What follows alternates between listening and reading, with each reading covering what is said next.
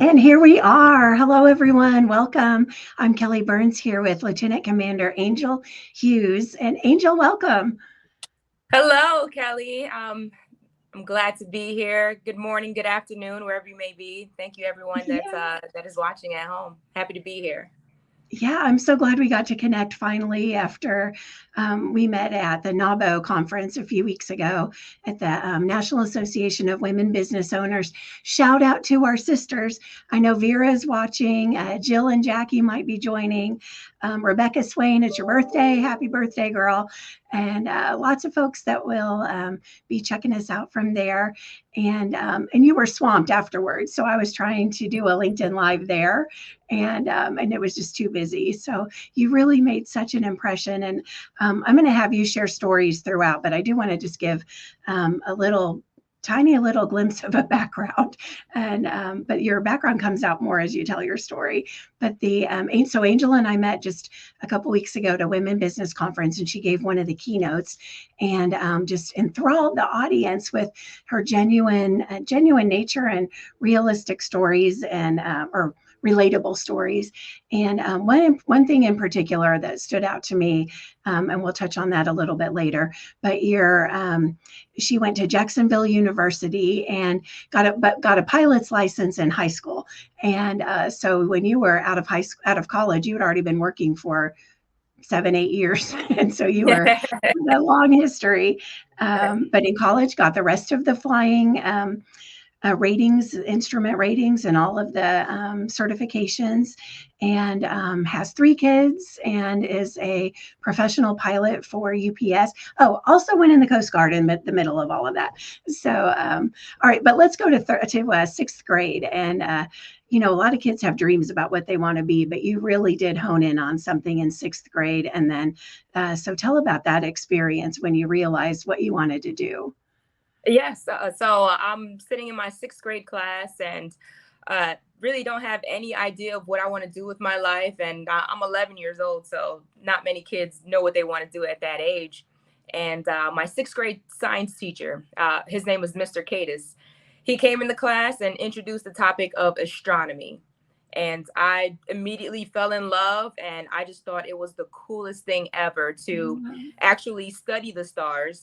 So the science class had us studying the different galaxies, the planets, the stars, or what have you. So initially, I thought I wanted to be an astronomer.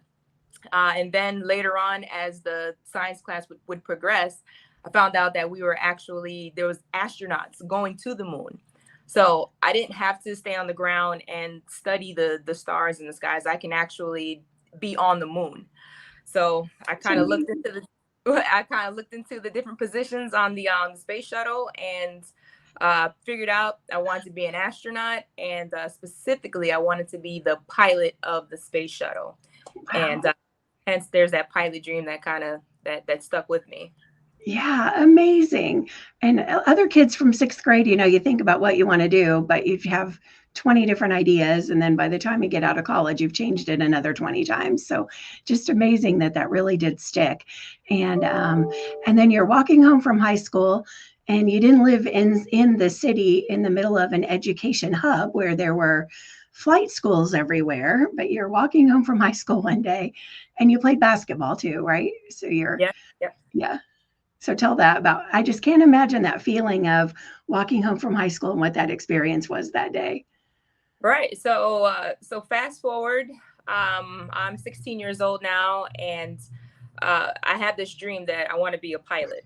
And I didn't really have a path or a plan. I didn't know any pilots, didn't have any pilots in the family or friends or any in the local neighborhood. So my plan was to leverage my athletic skills, and I played basketball, as Kelly mentioned.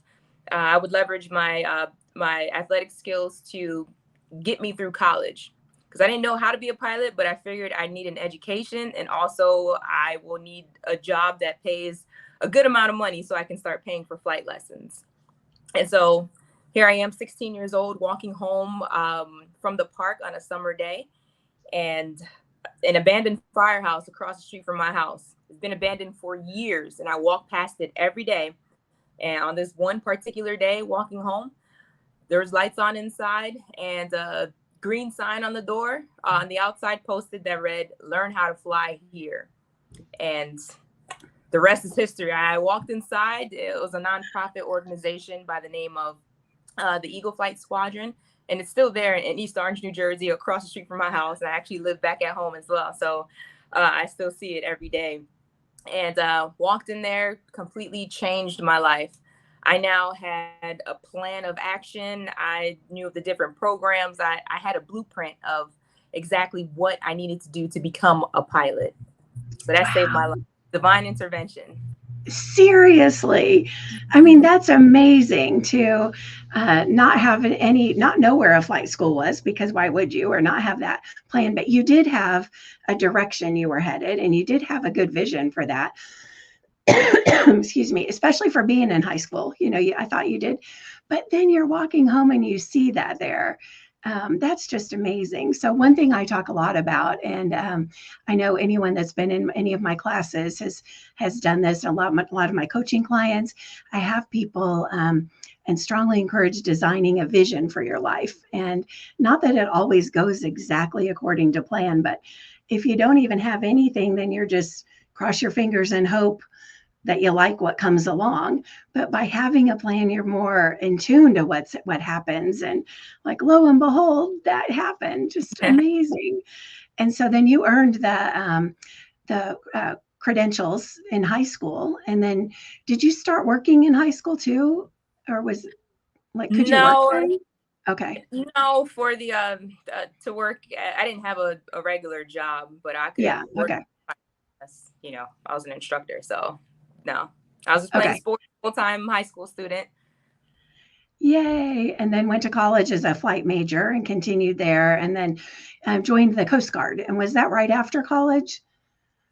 I graduated college in 2008, and the Great Recession of our time. So all of my colleagues that were in the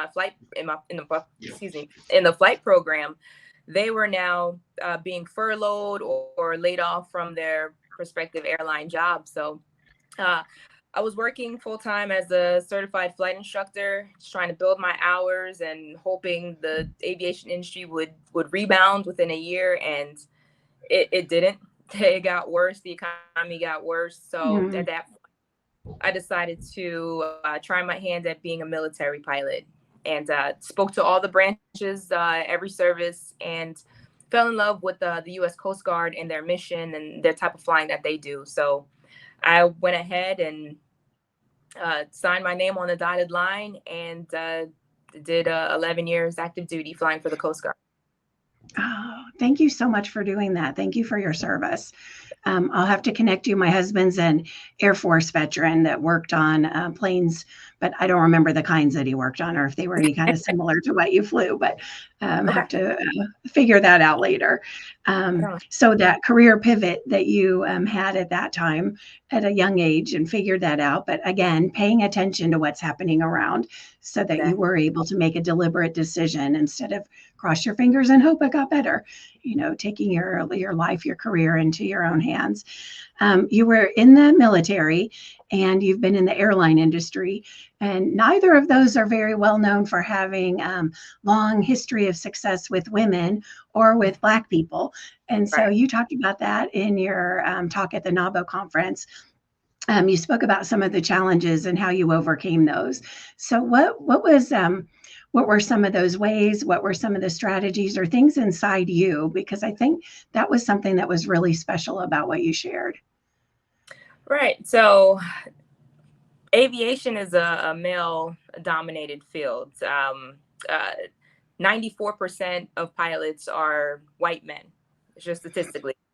So in order to, I never thought about that. Let me just back up. I never thought about that as a young Black girl going into aviation. I didn't think about, there wasn't anybody that looked like me, or, it was really intrinsic, my desire to be a pilot. Like I said, just sitting in grade class. So, I never actually saw it until, and by it, I mean a Black female pilot, until later on, almost a decade into my flying career. But the way I got through flight school, and so I went through flight school in college at Jacksonville University, and I also went through military flight school. We go to Navy flight school in Pensacola, Florida, and the way I got through was just sheer determination, and I knew I wanted to achieve this goal. So I went ahead, I worked as hard as I could, and I'd say probably most importantly, I got my mentors. A mentor that look like me, and also mentors that don't look like me, that look like the majority. And I say the single most important thing that helped me get to where I am right now is having those mentors. And they weren't necessarily in the aviation field alone, but I definitely had aviation mentors as well. And just having a team of mentors that I can bounce things off of, and they can now give me some guidance and give me some tips for whenever I would get discouraged. And every flight that I had wasn't 100%. We're human. We don't have good days every single day. So those times when I was in the pits and doubting myself and doubting my ability, doubting my dream of being a pilot, I really leaned on my mentors to help get me through it. And that was all the push that I needed. Nice. And it's one thing to have to prepare your own self, and that make sure you're ready for the job and whatever it is. But if the system doesn't allow you to get there, there's only so much you can do about that. So the mentors were helpful, and the industry, the airline industry specifically, is learning even more about that now. I've seen articles since we met about the industry struggling so much to get pilots and keep pilots, and they're more open to diversity. And I think it's United is opening its own flight school to try to get more people into to be trained in becoming pilots. So, extra kudos and appreciation and admiration to you for sticking with all of that. I started my career in the late 80s, early 90s, and there weren't a lot of women anywhere I was either, of any kind and color or shape or anything. So I can relate just a tiny little bit, but I wasn't doing anything dangerous. I was inside an office. I wasn't trying to fly planes. But you shared a story, you shared a few stories, but one of them, you said something about, I think after a couple of these examples, and maybe it was after several, but one time you said that you knew that was something inside him that you thought, where does that come from? Do you remember that, realizing that or thinking about that? You recognized it, that wasn't about you. You didn't say those words. That's my take on it. But yeah, you recognized it wasn't about you, but you did say, where does that come from? Like inside that person, when someone else is pushing you back or has some kind of a view about you, no matter what it is, when they don't know you, don't know your skills, and they're just judging, and you paused and said, where does that come from? I just loved that. Because people grow up in their environments, and I'm sure you're very familiar with unconscious bias. So you don't know you have these views until it's that person or demographic is in front of you, and you've never had to confront that, how you feel or how you act towards a certain group. So it's amazing, because there's a lot of people that I think would classify themselves as one way, but they've never been in a certain situation or environment, so they really don't know how they are. So they are in that situation. So yeah, it's just it's been very interesting just going through these male dominated fields. And as you mentioned, there was no Black female flight instructors in my flight school. I didn't have any Black female flight instructors in any flight school. So yeah, my instructors tend to be white males, and I'm usually the first Black female they've ever flown with. And they're grading patterns, and it's just different. And they're doing it to be malicious, but it's different. Notice. And I think it's good for you to or powerful for you to not react in a way that, like, if they're not trying to be malicious, and you can recognize if they are, but assuming most aren't, they're not trying to be malicious. So you don't meet them with malicious response either. Even the example where the male pilot, and the first time he'd flown with a woman or maybe a young woman or something, and he asked you about your family, and you said you have 3 kids, and what did you, yeah, remember that one? I do remember that, and that's, I mean, that's a comment that I get every day, every time I'm on, and uh, yeah, because they're just, and that just goes back to women having their traditional roles. As a mother, a mother should be home every single night, should be with the kids every single day. So the older captains that I'm flying with, they're from a different generation. So in their generation, the women stayed home or tended to the kids. There's no way there was a women pilots, Yeah, and with babies at home. So that was just unheard of to them. So I realized it just comes out like they just can't calculate how I'm here and yeah. young kids. So And so I love how they ask you, well, who's home taking care of your kids? And right, then you said, well, who's home taking care of yours? right, exactly, That exactly. got a huge round of applause at the Women's Business Owner Conference. Because then they realize how silly it is. Yeah, Kids have two parents, and yeah, they're not. Chances are they're with the other parent, yeah, but it's the double standard of society, I guess. yeah. So then share with the group, the audience, and thank you for watching and joining us. And if you are watching, if you want to, if you're live, you could post a comment to Angel and we can see the comments. We can't reply to comments, but if you're here and want to say hello, we would be able to see them. So feel free to send her a note if you would like to. But so you're at home, you're scrolling through Facebook one day, and tell about who you saw. Okay, so I mentioned I started taking flying lessons when I was 16 years old. So I was in high school. So fast forward to I'm now active duty Coast Guard pilot. I'm stationed in Mobile, Alabama. And I'm scrolling through Facebook and I'd run across uh, a woman, a Black female pilot in uniform. And she's flying wide body jumbo jets around the world. So this has been my dream since I was 11 years old.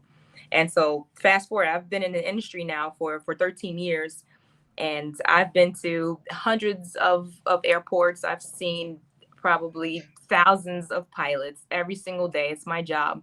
And this was my first time seeing a reflection of me, a Black woman, Black female pilot. And it was on Facebook, of all places. Of all places. Of all places, I know, right? So I messaged the young lady. Her name is Nia Gilliam, and we became instant friends. I kind of forced her to be my friend. She didn't really have an I picture that, like, fun. if you saw her in real life at an airport, you would have gone over and hugged her and like held on. Like, Yeah, I would have. I would oh my have. Have to call security on me because I was not letting her go until I know everything about the story. So I reached out to Nia because obviously she needs to be my mentor, my friend. I need to know her story, her path, and she's 10 years older than I am, so she's been in the industry a God. little bit longer as well. So I definitely wanted to get in contact with her. And I did. We became great. Well, we are still good friends, and together we founded Sisters of the Skies Incorporated. And so tell about that. So Sisters of the Skies, you two got together. You really literally did never let her go. So, Yeah, I didn't. I didn't. Uh, so so we got together, and on one of our conversations on the phone, I was just trying to get the history of Black female airline pilots because I know there's not that many, and she could literally name all of them that were flying in the airlines at the time, and it wasn't a lot. And I was like, wow. And I kind of half jokingly said, I bet if we, if I start a group me chat, we could probably get all the Black female pilots in right here in this one. Oh my And gosh. the challenge accepted. She invited all of the women that she knew, and they knew someone who knew someone, and then sure enough, we had all the Black female pilots in industry in one group. And it was at that time it was between 100 and 150 of Wow. us, and that's every major airline and the military as well. Wow. So we did it, and so now we're in this group, and I never imagined it would get to be as big as it was. But one of the group members, she approached me and said, "It's great that we're all here, but what are we going to do to help the next generation of Black and Brown girls achieve their dreams? How are we going to actively put ourselves out there so we can help others?" And long story short, that's how Sisters of the Skies Incorporated happened. We kind of organized ourselves, and we figured the biggest challenge, especially for our demographic, is the mentorship aspect. That's why I really believe that representation matters, because there's a lot of young girls that don't even know they can be pilots, and Hmm. not just Black and Brown, just young girls, period, every race. Right, right. They don't know they can be pilots unless they see it. So yeah, we started giving out scholarships. We started a mentorship program, and our probably one of our core pillars is community outreach. And we wear our uniforms. We go to various career days. We visit schools, and we're just always representing, because you just never know what type of spark you might um, what type of spark in a little girl's eyes, that she, when she sees you in uniform, then she now believes that she can become a pilot, because she can. Yeah. Amazing. Or what if she has this dream when she's in high school, but or grade school, sixth grade, but doesn't have a path, doesn't know, and then when you went, it was 13 years from the time you went to flight school and saw another person that looked like you, another woman in a uniform. So like, hopefully, it's not 13 years for all these other kids. You Right. know, yeah. So Now is a thing.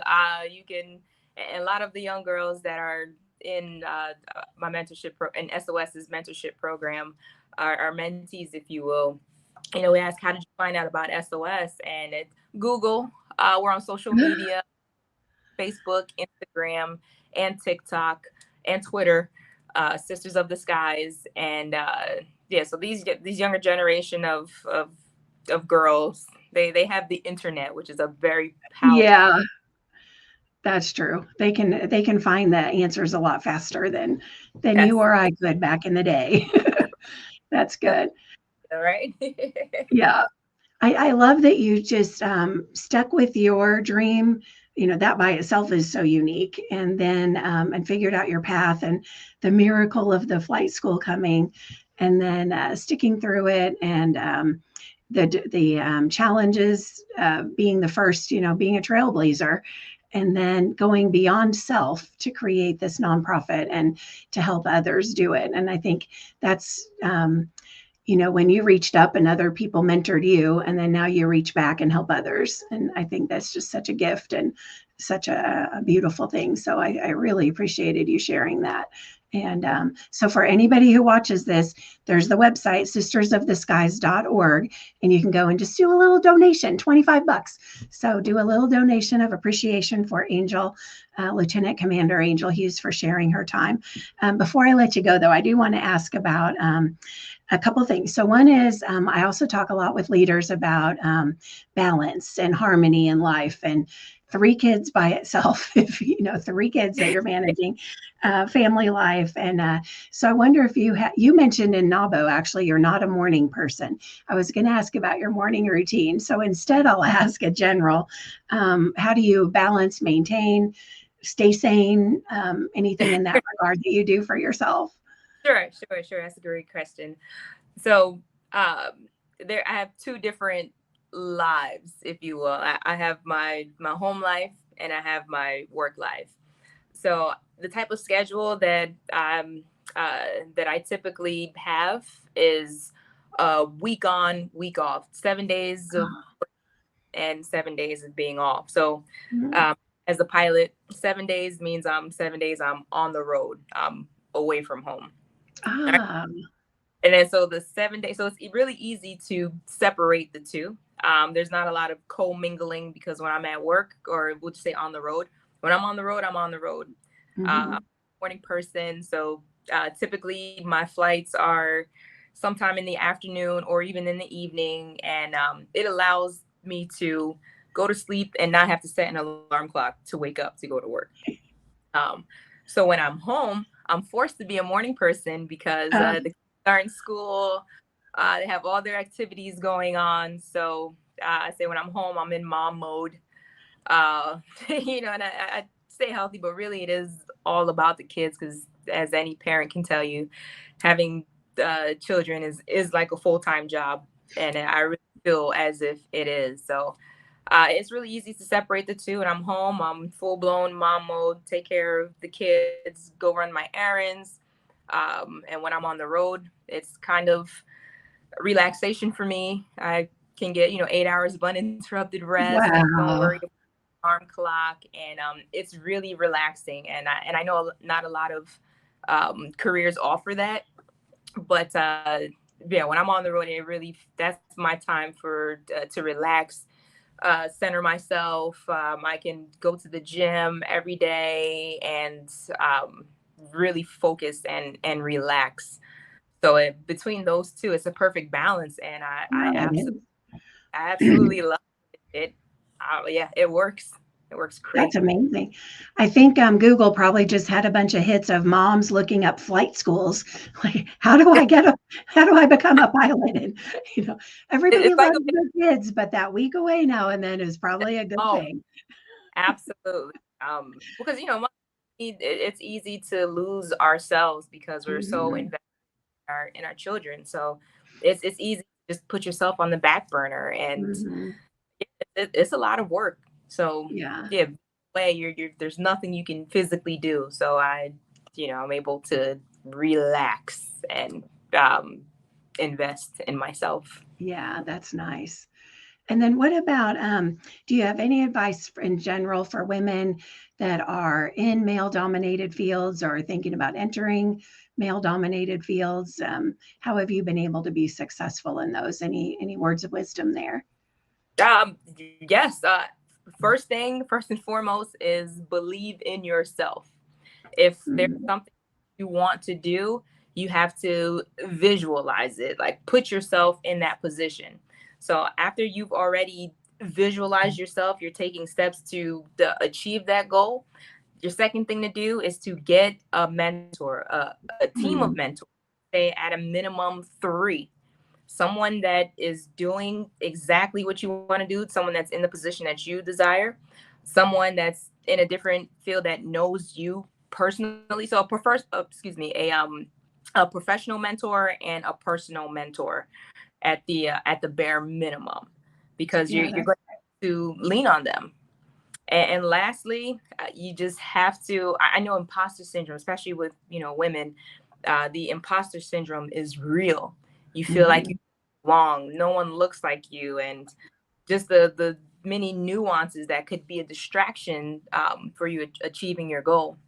Just stay focused. I can't say that enough. Just keep your head down, stay focused, because at the end of the day, competence cannot be denied. They can Mm. say whatever they want about social, about anything else, but when it comes to how you present yourself on paper and also in person, competence cannot be denied. Doesn't matter the color of your skin, your gender, or what have you. So between those three things, see it, believe it, put yourself there, visualize it. I know some people have those vision boards, Yeah. whatever helps you visualize it. So you put yourself there mentally, align your mentors, get them prepared, tell them your path, your plan, lean on them, take their advice because they know you and they know the path. Mhm. And again, lastly, you just have to put in that effort, believe in yourself. Don't be distracted. I know easier said than done, but I mean, when you're focused on a goal and you want something so bad, it's like you become obsessed with it. So nothing will stop you. You have to believe nothing is going to stop you, or no one, I should say, is going to stop your goals. I love that. And the competence cannot be denied. And competence comes from your preparation and from doing the work. So figure out a way to do the work, to do it. And no matter what anybody else is saying, that you do it and you build your competence, even if they're holding you back or whatever that is. Okay, again, mine wasn't flight school, but I knew I wanted to be in strategic marketing or strategic planning. And I took on clients on the side, my side hustle way back in the day. I was doing my nail salons, strategic planning. A guy wanted to open a small business here, a local car dealership. I took on a bunch of small projects to have a track record of doing strategic planning and marketing planning, so that, before I could move into that role, I had done the work. So then I could go and say, here's the work. So yeah, some kind of similar, but yeah, that competence cannot be denied. I love that, Angel. Oh, it's true. Yeah, right on. Well, we are at our 30-minute time frame, so I'm going to let you go. And thank you so much for joining us in the midst of your busy week. And you had a schedule change, and she's traveling today, so the internet connection is a little bit wonky, but it worked. And thank you so much for sticking with it. And thank you everyone for joining us. And stay tuned for announcements of the upcoming Navigate Leadership for a Prosperous Voyage conversation. So we'll see you again soon. Thank you, everyone.